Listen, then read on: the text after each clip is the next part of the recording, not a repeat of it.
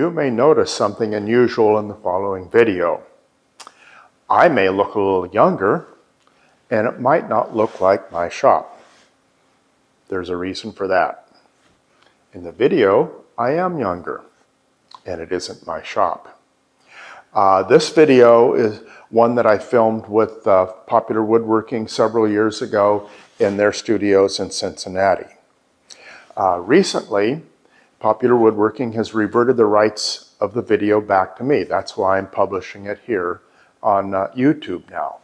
I've went through the video and added little text messages here and there where I thought things needed to be explained a little better or that might be helpful in one way or another. The video is free to watch.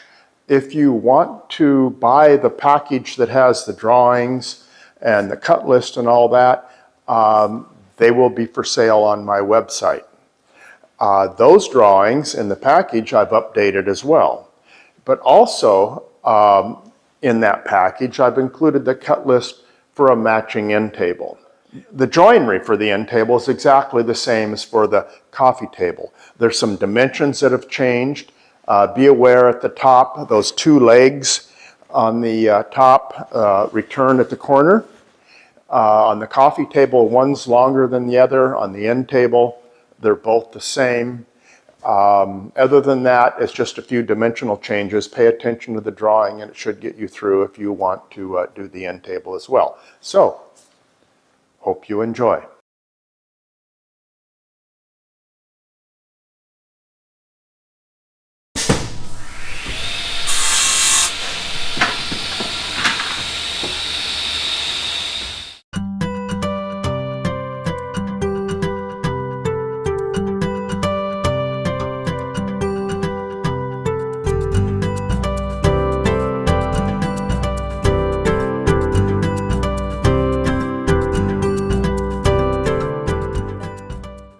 Hi, I'm Darryl Peart. Today we're going to be building a Greene Greene style rafter tail coffee table. This is not an original Greene Greene design. It's my design, but it does incorporate a lot of Greene Greene motifs. If you'll look at the top, you can see what looks like a cloud lift. This is coming down from the plan view from the top, so it's technically not a cloud lift. A cloud lift is a rise in the horizontal line. We do, on the rafter tails down below, we do have that rise in the horizontal line. That would be a cloud lift. And there's a little bit of a kind of a curvy thing down here that kind of relates to that as well. Some of the other things that are typical Greene Greene that you can see here, the ebony pegs. That's ubiquitous with Greene Greene. They're everywhere. You cannot do Greene Greene without doing ebony pegs, and we'll be going through that. The faux tenons they didn't use as much, but they did use now and then. Behind the faux tenons, though, there will be true tenons, so not to worry. You've still got good construction. We're not putting a biscuit behind that. That's a true tenon. On the Greene Greene, there's also the round over on everything, which is typical Greene Greene. And if you look at the top of the leg at the corner up here, you'll see where that round over is exaggerated, where the two corners meet, where all those lines converge, kind of giving it kind of a worn look. That worn look is also seen on the end of the rafter tails over here. That's all typical Greene Greene. Greene Greene, to me, seems like they always wanted to give this kind of worn, natural, warm look.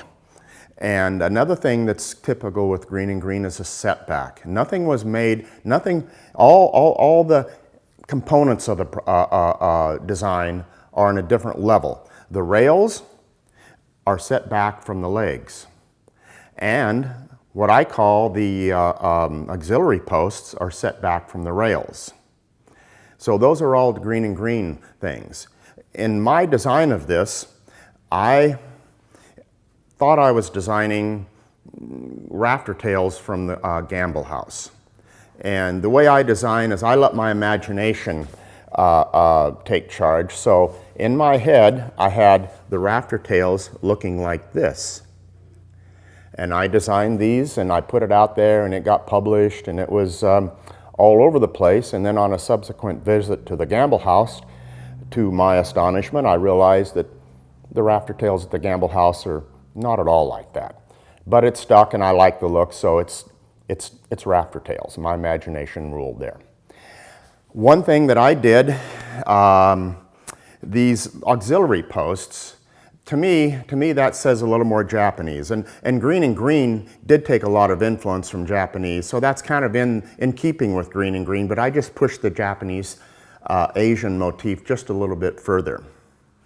Some of the things we're going to be learning in this video are how to make templates. We're going to be making a template for the top, this shape here, and for the rafter tails. We'll make a template that sizes that. We'll also be going through the joinery, mortise and tenon joinery, and other things. We're going to, oh yes, we'll be doing the ebony plugs, the faux tenons and all that. Why don't we stop talking and make some sawdust.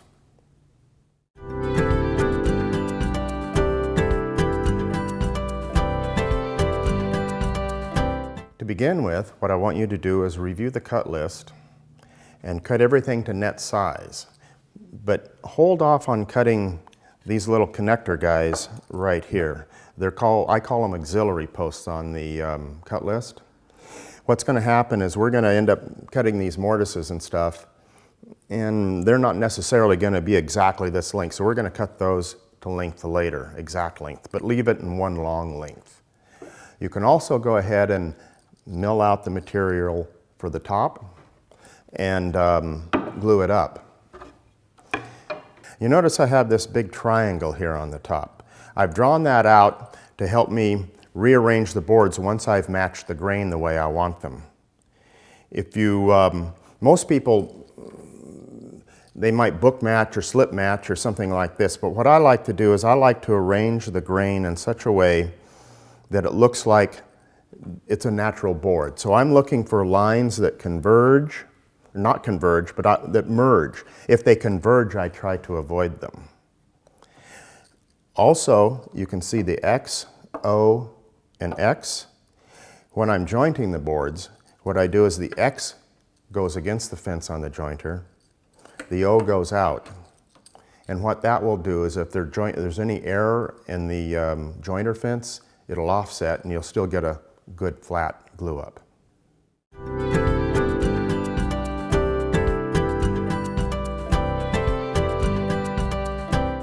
Okay, next we're going to start making some templates. I want to start with the template for the rafter tails themselves, and it's a two-part template.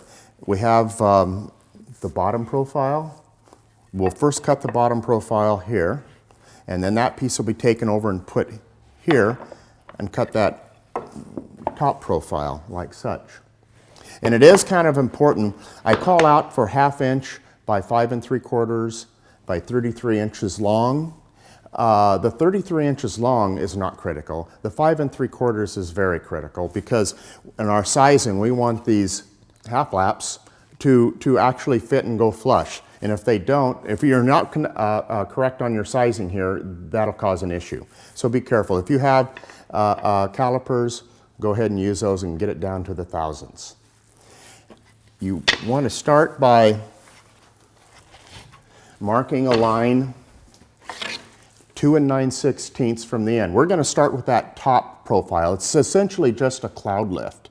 And what we're going to do is we're going to turn the table router into essentially a jointer. We're going to make a long parallel cut and then stop, and then we'll come back and put that upturn in it. The offset on this one is 1/4 inch. Make sure that when you set your router table up that the 3/4 inch bit is top dead center even with the outfeed side of the router. If you don't, you might get parallel lines and it won't work. So let's turn it on and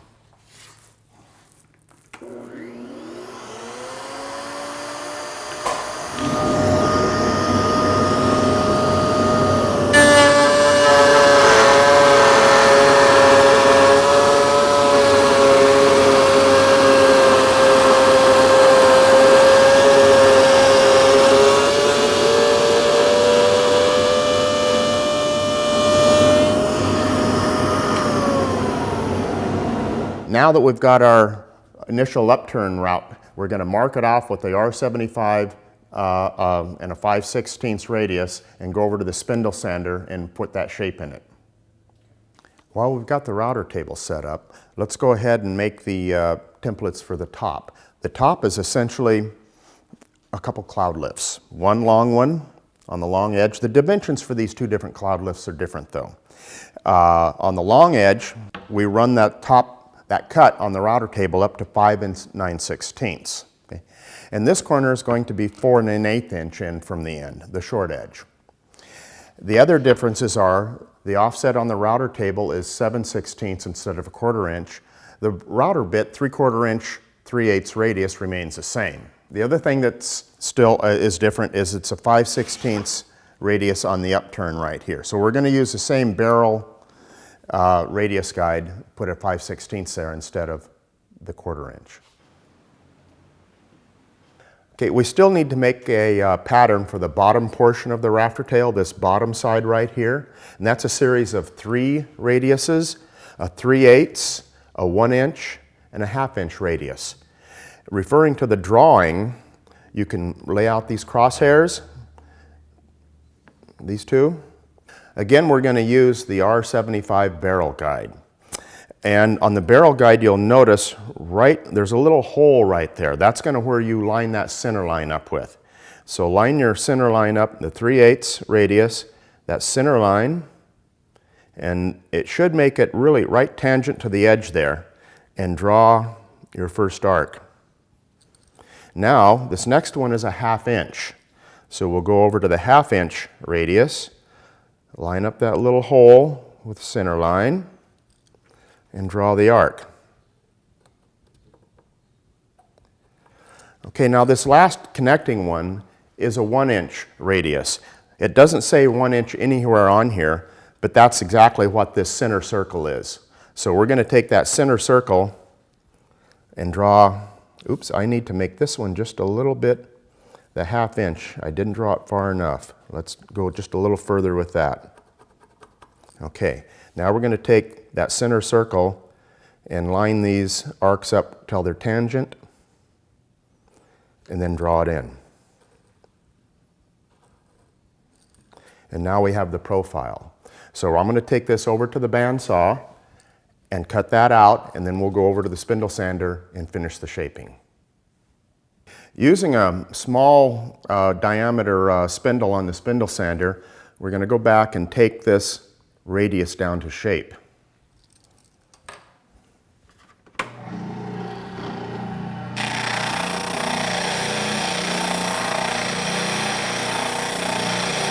Go slowly, make sure you don't, and try not to dig into the already formed radius, the upturn radius. If you have little facets here still, you can come back and take sandpaper and kind of fair those in, and that should complete that shape, that profile. You can see I've bandsawed close to the line. I didn't quite get to it. I've left about a light 16th. You don't want to get too close to that line. The teeth on the bandsaw blade sometimes will dig in deeper than you think, so leave it a light 16th away. So I'm going to go ahead and, using the spindle sander, put the final shape to that profile.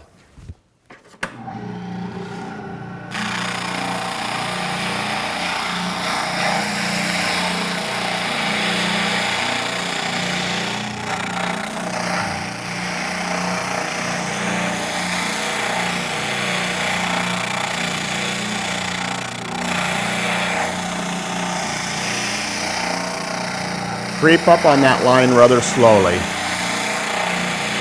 And be careful at the tangent points right out there that you don't dig in.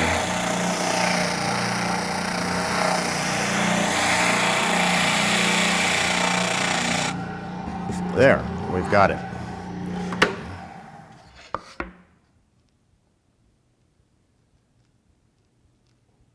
Next, what we're going to do is we're going to go ahead and put the stops and stuff, the registration blocks on this template. Okay, now we're going to put our registration blocks on the rafter tail template. I think I ought to mention right here the material I use. If I'm going to repeat this pattern a lot, I'll probably use Baltic birch or some sort of equivalent. If it's just a one-time use, I'll probably just make it out of MDF and be done with it. Here again is a situation where we need to be very close with our tolerances. I like to use the calipers to measure things to make sure I'm exactly right. It will eliminate a lot of angst later on if you get the dimensions just right now. So the first thing we got to do is think about the direction of the router when it's going to route this part out. You want to route downhill, or climb cutting as it's sometimes called. If you were to route going this direction right here, at that point you're likely to blow out. So you want to avoid this. So make note of the orientation we have here facing up. This will create a downhill route both on the top and the bottom pattern.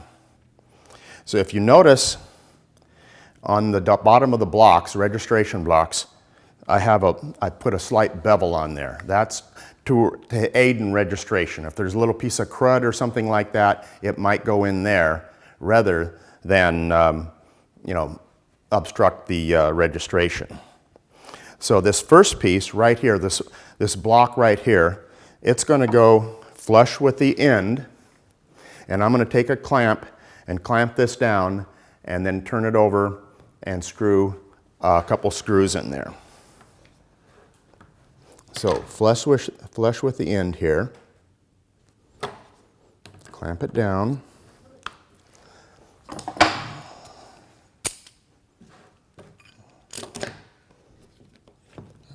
and I'm going to turn it over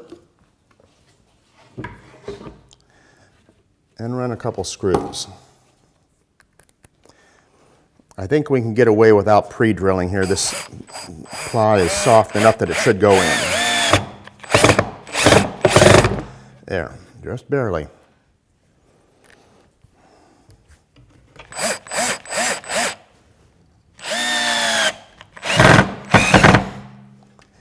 Maybe one more for good measure.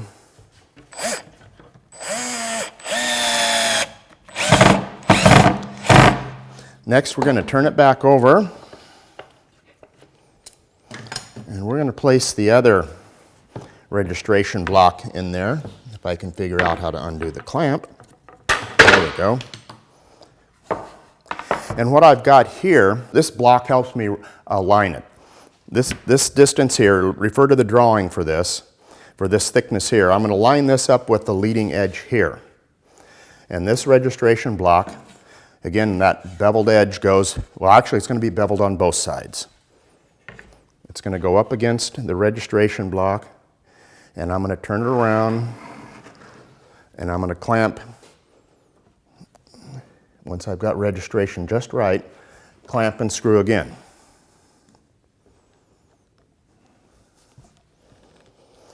I'll grab and get the other end here. Okay, grab another clamp. Clamp that down. I'm going to recheck one more time, make sure. It's very important to have this flush with this distance.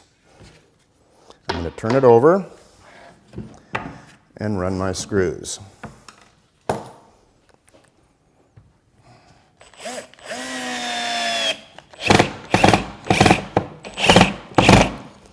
Okay, I think we got a battery that's just kind of on the downside here.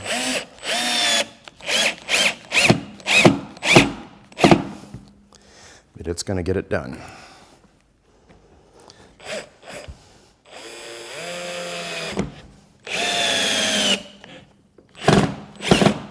There we go. One more for good measure.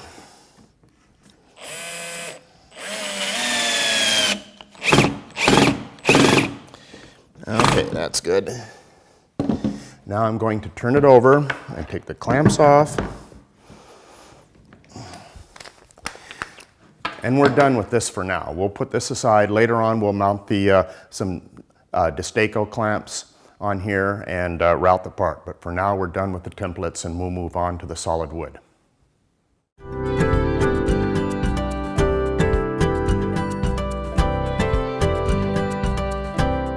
Okay, now it's